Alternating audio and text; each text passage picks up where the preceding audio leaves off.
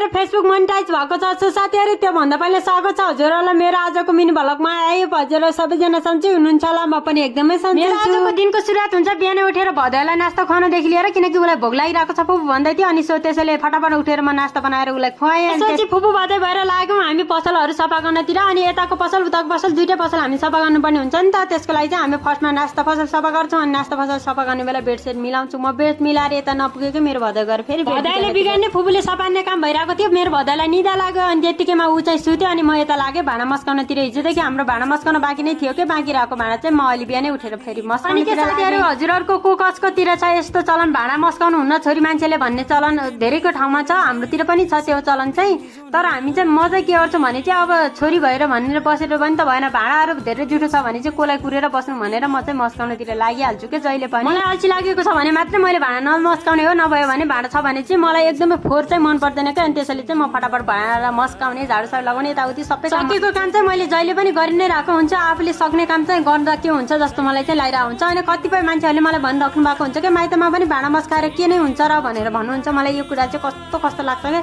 कहिलेकाहीँ नराम्रो पनि लाग्छ, कहिलेकाहीँ कस्तो कस्तो भइरहेको हुन्छ। तर यस्तो कुरा चाहिँ भनेको मलाई मन चाहिँ पर्दैन साँच्ची के भन्नुपर्दा। अनि सो साथीहरु मैले भाँडासाना मस्काएँ। भाँडा मस्काइसकेपछि चाहिँ मलाई एकजना आन्टीले चाहिँ साग ल्याइदिनु भएको थियो क्या लेकदेखि। अनि उहाँले ल्याएको साग चाहिँ मैले किनेको थिएँ। अनि साग किनेर राखेको थिएँ। अनि त्यो साग केलाउनतिर लागेँ। यो मेरो फेभरेट साग पनि हो कि, खोली साग चाहिँ एकदमै मनपर्छ, पानी साग पनि भन्छौँ।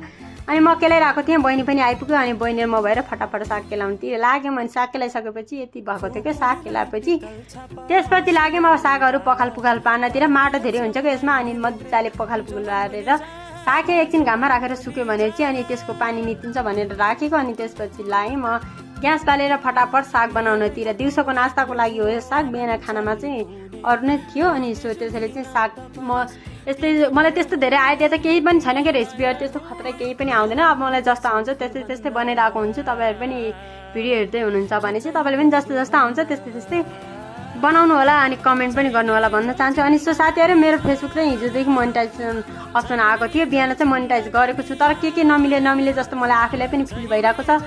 सो तपाईहरुलाई चाहिँ फेसबुक मोनेटाइज गर्न आउँछ भने चाहिँ प्लिज मलाई मेसेज गर्नु होला इनबक्समा। म चाहिँ मेसेज एकदमै छिटो रेस्पोन्स दिनेछु भन्दै। सो आजको दिन चाहिँ यस्तै भयो। भिडियो हेरिदिनु भएकोमा धेरै धेरै धन्यवाद।